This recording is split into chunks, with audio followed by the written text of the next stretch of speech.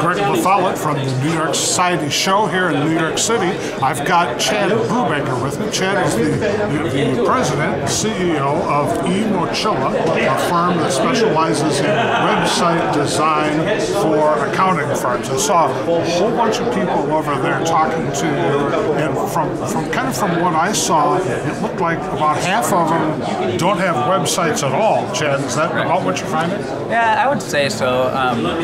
It is really kind of a reflection of the times that even if you're not using your website completely integrated with your practice, it's the way that people do things now, and even if they're just looking up information about your firm, people can do it through Google, and so it has become a lot more popular to have a website, but there are also a lot of people who are learning that besides just having your information out there, especially in the accounting industry, there are a lot of extra things and services that you can provide to your clients through your website to make everything more easy for them, which is the most important thing, but also as a side benefit brings down some of the costs that you had with the old paper way of doing things.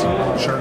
So one of the sessions upstairs, the instructor was talking about IRS Regulation 7260, basically causes havoc for accountants, practicing public accountants, and now what am I going to do when all of a sudden I have government regulations regarding how I distribute, how I move around a tax return, and I've got this Social Security number problem.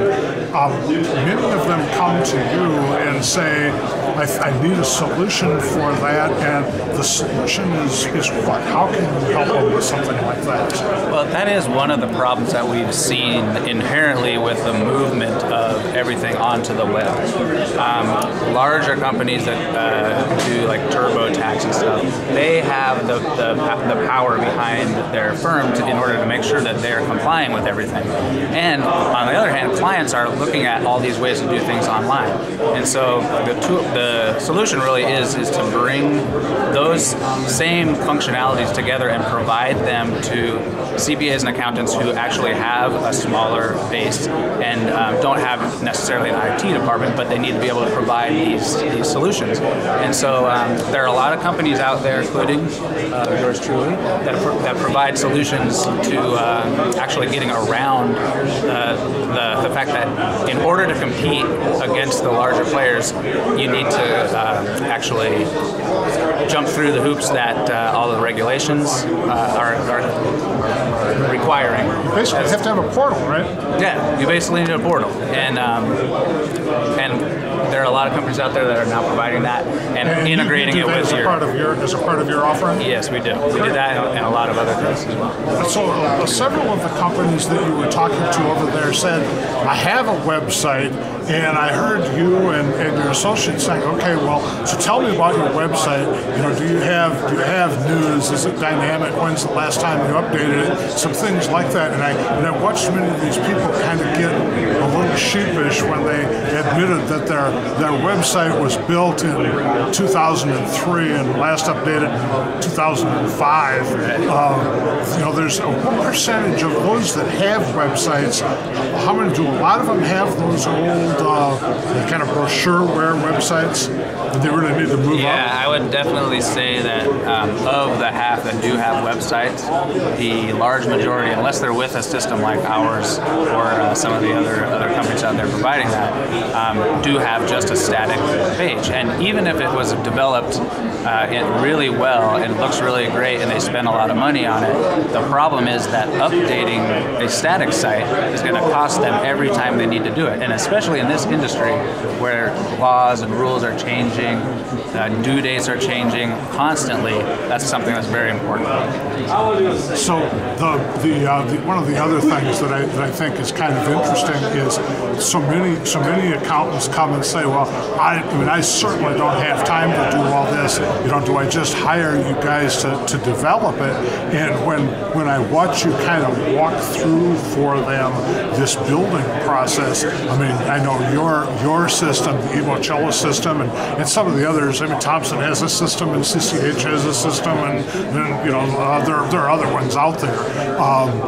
they're actually kind of push and click in what, fairly speaking, 2 hours somebody can have a site that's starting to take shape, and certainly 4 hours they're done. Is that fair?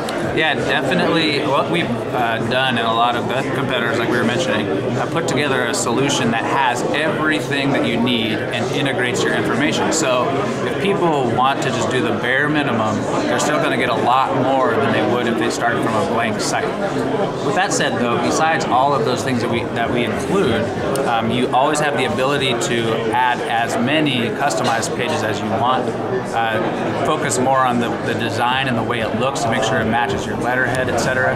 And so we like to take the best of both worlds and like give you the ability to make your website exactly what you want, but also the choice to use some of the things that we provide to our entire client base.